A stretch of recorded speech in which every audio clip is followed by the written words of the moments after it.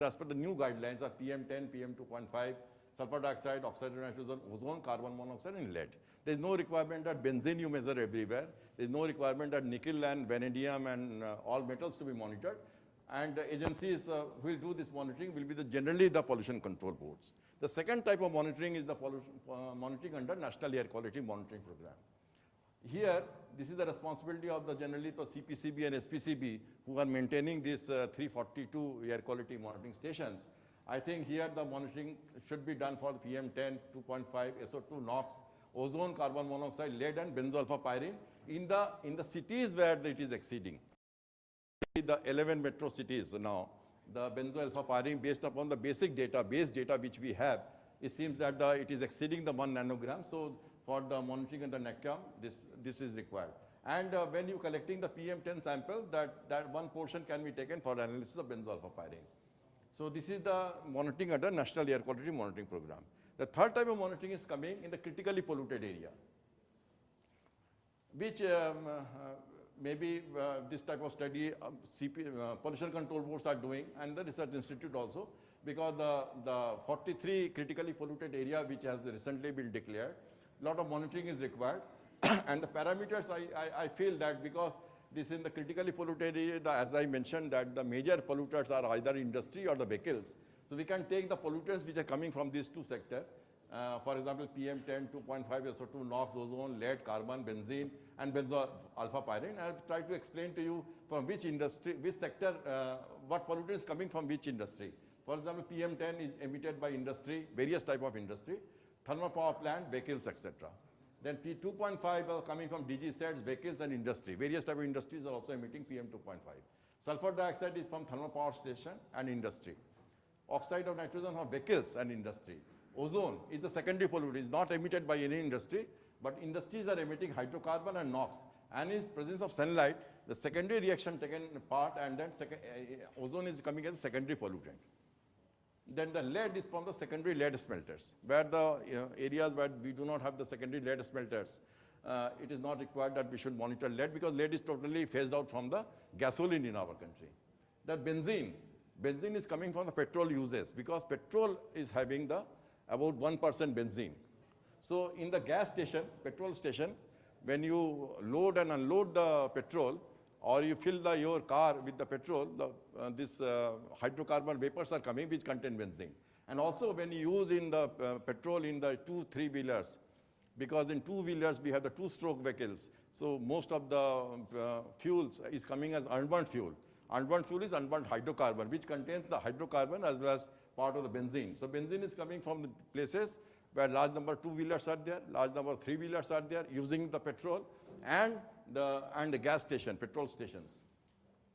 Besides this, the refinery, because there the benzene is there, one of the product, and the chemical industry like dye and dye intermediates or pharmaceutical industry, where they are using the benzene as a solvent. So there is a lot of loss is there. The benzoylfapyrene is coming from the vehicles where the combustion is not complete, like the diesel vehicles, buses, trucks. These are all the benzoylfapyrene is emitted, as well as the industry, small-scale industry, etc. So here the monitoring is generally done by pollution control boards and the research institutes. The fourth type of monitoring is the EIA-related monitoring, the environmental impact assessment. Here, not all the pollutants are not required to be monitored by the consultant, which I feel. For example, if a consultant is doing a monitoring of EIA of preparing a thermal power station, the relevant parameter will be SO2, NOx, and PM10. Then may not require to do all the complex monitoring of, say, benzene or polyaromatic hydrocarbons, etc. Because benzene is not emitted from the thermal power station. So baseline data as well as the impact, these pollutants may not be required to monitor like benzene and etc. Then refinery, for example, a refinery should consider the SO2, NOx, PM10, ozone, benzene, and nickel. Because nickel is emitted, if the crude contain nickel, and when you process the crude, the nickel is emitted. Then the steel industry, for example, a steel industry having the coke oven also, integrated steel plants. So in the coke oven operation, the benzoylfapyrene is generated. So we have to monitor the benzoylfapyrene, SO2, NOx, and PM10. Similarly, I have listed the pharmaceutical industry, the SO2, PM10, and benzene and NOx. So what I want to say that here, that in case of the monitoring is done for the EIA study, you have to see which type of industry it is and what are the impacts, and then it is not required that whole sort of monitoring parameters are to be monitored. I think Ministry of Environment is issuing the guidelines for this, about which industry EIA report, what pollutants to be monitored. Now I'm coming to the various, I'm coming to the various control strategy which is adopted in the country for pollution control. Briefly I will mention, and these are the, for example, air quality standard notified in 82, 94 and recently in 2009, and air pollution control area have been declared as per the Air Act 1981. Then emission standard notified for industry. More than 70 categories of air polluting industry, the standards have been notified by CPCB, based upon CPCB recommendation, Ministry of Environment and Forest under the EPA Act. Also for vehicles, both for in-use vehicles and for the new vehicles, the standards have been notified. And the genset standard for all various sizes have been now notified. So there is a standards are available which has to be implemented by the state authorities to achieve the, reduce the air pollution and achieve the air quality targets. Then another important strategy part is the fuel quality improvement, both for the liquid fuel and solid fuel, like coal. The coal, there's a lot of improvements have been made, and Ministry has issued a notification that the power plant which is 1,000 kilometers away from the pit heads, they have to use the washed coal, having ash not more than 34%. That itself is a very good notification, and it will reduce the air pollution significantly. Because the ash content in our coal is now varying from 34% to as high as 47%. So if you wash the coal, your ash will be reduced, and consequently your particulate matter emission will be reduced, and your sulfur emission will be reduced, your greenhouse gas emission will be reduced. So there are a lot of advantages there if you wash the coal. So that the coal notification, clean coal notification, which is issued by ministry, is a very landmark notification, and it will improve in long way, it will solve the problem for the air quality things. Now gasoline and diesel, there is constant improvement in this liquid fuel. You can see the Bharat stage 1 to Bharat stage 4, there are a lot of improvement in the fuel. Initially the lead was present as 0.56 grams per liter, now it is eliminated. For the sulfur is present in our diesel as 1.8%, now it is only 350 ppm. And ministry is now targeting it to reduce further to 50 ppm. So a lot of improvements in the benzene. Benzene was initially 5%, now we are talking about the 1% only. So a lot of improvement in the gasoline and diesel, which we are now using to improving the air quality. The relocation of polluting industry, phasing out of the older polluting vehicles, introduction of mass rapid transport system is long way is solving our air quality issues. And roadmap for control of emission for new and used vehicle developed in year up to the year 2010. Already it is developed and now it is being implemented in various ways. Use of clean transportation fuel like CNG, LPG, ethanol, petrol, biodiesel, hydrogen. These are all the things which is taken care of for the air pollution improvement. So you can see that the monitoring is one thing, but the control strategy development and implementation, those things for air quality improvement is a very long-term thing. I will just spend 1 minute in this to show you what are the improvement and the roadmap for the improvement of the fuel quality. For example, the lead in the gasoline. And the lead is very important. Why we have eliminated lead? Because lead is very toxic. It will retard the children growth. It will retard reduce the IQ of the children if it is inhaled. And during 80s to 90s, we used to monitor the lead in the school-going children blood. From CPCB, we have given the study to BRC and All India Institute of Medical Sciences to find out what is the lead content in the blood of the school-going children. We have taken a large number of samples. We have found that the lead content in the blood of our children was varying from 9 microgram per deciliter blood to 50 microgram per deciliter of blood. High content of the lead, because the lead was used not only in the vehicles, in the petrol-driven vehicles, but also in the lead smelters. So slowly it is phased out. In the June 94, it was reduced to 0.15 grams per liter, and in 2000, it is totally eliminated in the country. And consequently, we have continuously monitored the lead content in the school-going children blood. It has reduced now. It is reduced to about 7-8 microgram per deciliter of blood. It's still present, but it's reduced from 50 to about 7-8 microgram per deciliter of blood. That means that if you take the 1 deciliter of blood, you can see the 9 microgram is the lead is present. And as I mentioned, the lead is highly toxic. It can reduce the IQ of the children. Similarly, the this benzene, which is a proof carcinogen. You can see that our petrol, we used to add more than 5% during 96, and now it is reduced to about 3% all over India. We want to further reduce in our roadmap. The benzene will further reduce. In other countries like in Germany or in Japan, etc., it is very, very less now. It is 0.5 to 0.8% only.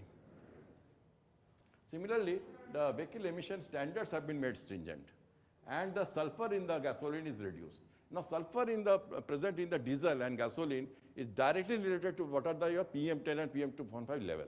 Because the sulfur which is present in our diesel and petrol, when you use it, burn it, the sulfate, the SO2 is generated, SO2 is converted to sulfate, and sulfate will come as a fine particles. That was the reason it will deposit it on the fine particles, it will absorb on the fine particles, and the concentration of the PM10 and PM2.5 will increase. So one of the way to reduce the PM10 and PM2.5 in urban areas, to reduce the sulfur in our diesel and gasoline. So that exactly our government has done. The sulfur was present as 1.8% in pre-96 regime, and it was reduced, and now we are talking about 350 ppm only. 350 ppm only, and now government is targeting to further reduce to 50 ppm. So that will be great benefit to the society with respect to fine particulate matter level decrease. Similarly, the stringent standard for the vehicles, you can see the carbon monoxide during the pre-1991. One vehicle, if you travel say 1 kilometer, used to emit about 27 grams of carbon monoxide. This is the pre-90s data. Standard, you can see 27 grams. It has been reduced during the, say, 2005, when the Bharat Stage 3 standard is implemented. It is only 1.8 grams per kilometer. So you can see that all the new vehicles, our emission is very less, but sheer number of vehicles, because more large number of vehicles, it is creating problem. But the per vehicle, the emissions load has been reduced considerably. Similarly, for diesel vehicles, the particulate emission reduction. So these are the very elaborate policy which government has taken for reduction of the pollution. Then another important thing was done is a CRFE developed, corporate responsibility for environment protection developed for 17 categories of industry. There is very good scheme of the Ministry of Environment and Forest and CPCB, and identified the 17 categories of polluting industry. Beyond the standards, work has been done for control of air pollution control. Then the specific control strategy for major industry, like the 17th sector, which is considered as highly polluting, a definite action plans have been prepared. Specific things have been, control strategies have prepared for the 17 categories. Then a lot of initiative for small scale sector. I think Mr. Jindal is here, who has contributed a lot on the small scale industries pollution control. When he was in CPCB, he has developed large number of demonstration plan for air pollution control from small scale sector. Then the city-specific air quality management plan, action plans. These for 11 cities have been prepared. Delhi's was very successful. I don't have much time, but the Delhi's program was very successful for the pollution control. Sector-wise, we can see that the various sector-wise actions have been taken by CPCB and MOEF. For example, a thermal power plant, ash utilization was the main issue, and now it is 45% of ash is utilized for various measures like cement making and other things. Enforcement of PM emission, 70% of the power plants are complying the standards. Mandatory use of beneficiated coal. Promotion of clean coal technology. There's big schemes now. The government is spending about thousands of crores on promotion of clean coal technology, and the Honorable Prime Minister in his action plan, for climate action plan, this is one of the very important one, is the promotion of clean coal technology, which will not only reduce the greenhouse gas also, but also reduce the air pollution control. So you can see that these are the various things which have emerged from the CPCB and Ministry of Environment and Forest for the national policy for the air pollution control. I will not go into detail, but there are so many things. One, I will take the thermal power station. What is the future scenario with respect to air pollution control? You can see that we are planning now by 2015 9 lakh megawatt. This is the Ministry of Power's website and Planning Commission website. Presently, it is coal-based power station generation is about 70,000 megawatt. Now, with this, the coal consumption is going to increase from 2,258 to 3,000 tons per annum. So you can see that the manifold increase the coal consumption. When you increase the more coal consumption, your particulate emission will jump from 1.62 million tons to 21.9 million tons. After control, by the way, we'll put the ESP, etc. Then the sulfur dioxide, which is not regulated now in the country with respect to thermal power station, it will jump from 2.4 million tons to 32.6. So you can imagine what will happen in, say, 2050, where we are targeting the 9 lakh megawatt of power generation. So much SO2 will be generated. Unless the policy on the control of the SO2 is implemented, there will be a serious problem with respect to acid deposition in the country. Similarly, for oxide of nitrogen, it will jump from 2.3 to 30.9. Not only this pollutant will increase, it will deteriorate the air quality if you don't practice those things. So this type of future scenario are predicted by CPCB and ministry and projected into various ministry for the control options for the in future, what will happen. This is for the beneficial coal in thermal power station. I will not go in detail. The stack height regulations have been revised now. Refineries, because some of the representative of refineries are present here. Our refinery sector is doing very well, but still, the way the refineries are expanding now, in particular area, for example, in the Gujarat, in one area, we are now going to generate about 120 million ton of, in future, oil refining facility will be there. So you can see that the total SO2 generation from that particular place will be very, very high. Similarly, where these people will release a lot of oxide of nitrogen and volatile organic compounds. Steel industry, I will not touch, but it is also expanding very fast, and the problem of the polyaromatic hydrocarbons, because the coke oven will be there, and other pollutants.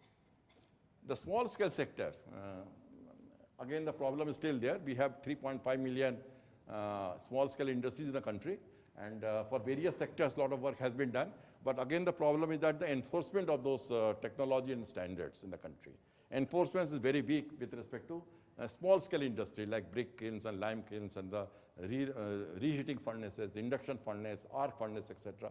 Good standards are there, good technologies are there, good pollution prevention technologies have been developed in the country, but the enforcement is very weak.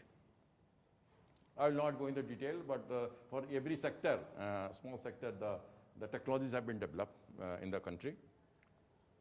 I will not touch this one, but there is a good example how the various steps which is taken for in Delhi for air quality improvement. Just briefly, I will mention that not only the CNG is not only the responsible, but so many other things have been done for that. For example, for industrial pollution control, a lot of work has been done to improve the situation in Delhi with respect to industrial pollution control. For example, use of beneficial coal in 3 power stations, closure of hazardous polluting industry, shifting of highly polluting industry, emission standard for DG sets, notification and approved fuel for UT of Delhi. These are very important steps which government of UP has taken. Government of UT of Delhi has taken about the approved fuel for Delhi. This is the one notification which is only available for a state like Delhi. Then upgradation of ESP and use of LDO instead of coal-fired boilers. Then the vehicle standards have been stricter standards. For example, the Bharat Stage 3 and Bharat Stage 4 standards have been enforced in Delhi. Then sulfur in the diesel. Okay, I will just conclude my presentation. Okay. Then approved fuel, that is the alternate fuel, that is the important thing which is introduced. More than CNG, CNG is used more than 1 lakh vehicles now in Delhi. And all these things had resulted in the air quality improvement. You can see that a lot of improvements are there. Lead is reduced by 60%, carbon monoxide 48%, fine particulate matter by 30%, the reduction is there. I will not give the example, but a large number of continuous air quality monitoring stations have been set up in Delhi.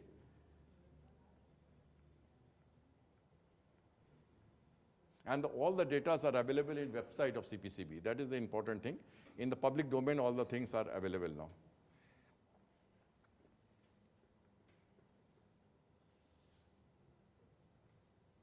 I will just conclude my presentation with the 2 slides.